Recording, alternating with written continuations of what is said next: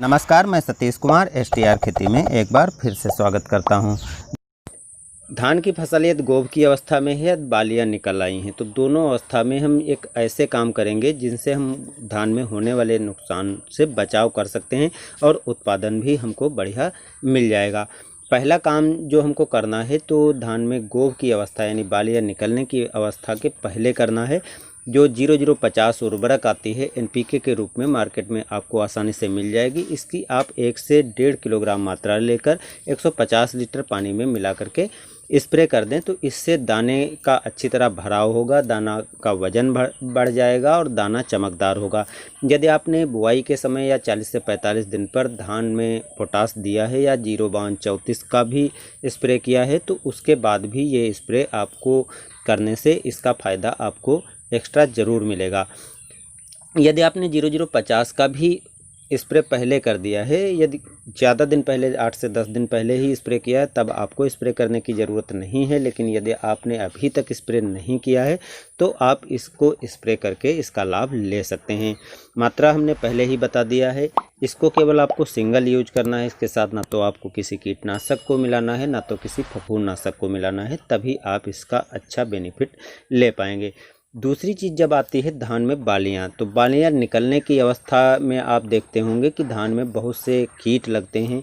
भूरा फुदका भी आपको नीचे ज़मीन में दिखाई पड़ेगा, लेकिन उसका प्रभाव तो इस समय अब नहीं विशेष पड़ता है। लेकिन जो बालियां निकल आती हैं उसके ऊपर गंधी कीट होता है, तो गंधी कीट हमारे धान की फसल में 10 से 50% तक हानि पहुँचा सकता है। तो उसकी रोकथाम के लिए हमको कीटनाशक का यूज करना होता है। एक गलती बहुत से किसान भाई करते हैं कि इस समय भी स्प्रे वाले कीटनाशक को यूज कर देते हैं। तो मेरे भाई, यदि आप इस समय स्प्रे वाले कीटनाशक का यूज करते हैं तो आपको इससे विशेष तो कोई नुकसान नहीं होगा। हो सकता है कि परागण की क्रिया बाधित हो। बहुत से किसान भाई 05250 का भी इस समय बालियां निकलने के बाद भी स्प्रे कर देते हैं, तो उससे भी परागण की क्रिया जो है बाधित हो सकती है और आपका नुकसान हो सकता है। तो इस बात को आपको ध्यान रखना है। तो इस समय यदि आपको गंधी से रोकथाम करना है तो धूल वाले जो कीटनाशक आते हैं उनको ही आप यूज करें, जिससे आप अच्छी तरह इसका फ़ायदा लें और उत्पादन में भी कोई विपरीत प्रभाव नहीं पड़े। एक तो जो घुलनशील कीटनाशक आते हैं जिनका हम स्प्रे करते हैं, यदि हम इस समय स्प्रे कर देते हैं तो दूसरा नुकसान भी होता है। ये वैसे तो फसल पे कीटों की रोकथाम के लिए 15 से 20 दिन तक ही काम करते हैं, लेकिन हमारे फसल में अंदर जा कर के ये 40 से 50 दिन तक इनका कीटनाशक का असर बना रहता है। जो दुग्धावस्था में धान होता है उसमें ये कीटनाशक समाहित हो जाता है और बाद में हमारे लिए नुकसानदायक साबित होता है। तो इसलिए आपको जो घुलनशील कीटनाशक हैं उनका स्प्रे तो बिल्कुल इस समय रोक देना है।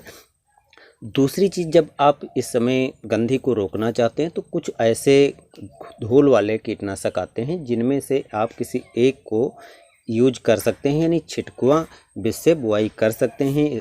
उसको राख में मिला करके भी बुआई कर सकते हैं, सिंगल भी बुआई कर सकते हैं। तो आपको इसके बारे में थोड़ा बता दें कि फेनवल रेट आता है जो 0.4% धूल के रूप में आता है। एक आता है मिथाइल पैराथियान जो 2% धूल में आता है। एक होता है लिंडेन 1.3%, ये भी धूल में आता है।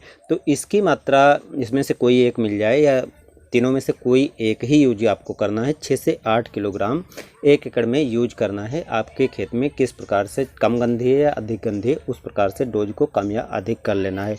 यदि आपको इसमें से कोई नहीं मिलती है तो मैलाथियान जो 5% धूल में आती है, इसको ले लेना है। इसकी 1 एकड़ में 4 से 5 किलोग्राम ही मात्रा लेना है, वो भी गंधी कीट की मात्रा के अनुसार। कम है तो 4 किलोग्राम ले सकते हैं, अधिक है तो 5 किलोग्राम डोज ले सकते हैं। इससे अधिक आपको मात्रा नहीं बढ़ानी है, नहीं तो इसका भी प्रभाव ये पड़ेगा कि परागण की क्रिया भी बाधित हो सकती है। शाम के समय इसमें से कोई एक धूल वाला यदि आपको कीटनाशक मिलता है तो उसको आप छिटक दें, जिससे जो है ये आसानी से अच्छी तरह गंधी पर कंट्रोल कर लेगा। सुबह छिटकने पर ओस में चिपकता तो ज़रूर है, लेकिन सुबह के अपेक्षा शाम को गंधी कीट अधिक खेत में दिखाई पड़ता, तो शाम को छिटकने से अधिक फायदा होगा।